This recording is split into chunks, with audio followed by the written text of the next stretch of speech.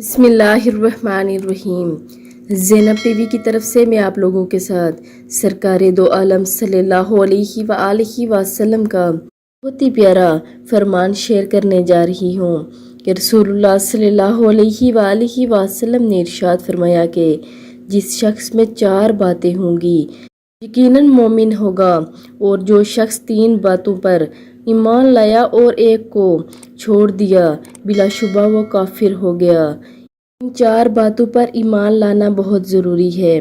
इस बात की शहादत देना कि अल्लाह के सिवा कोई माबूद नहीं और मुहम्मद सल्लल्लाहु अलैहि वसल्लम अल्लाह के रसूल हैं, और ये कि मरने के बाद इसको ज़रूर उठाया जाएगा, और अच्छी बुरी तकदीर पर ईमान लाए।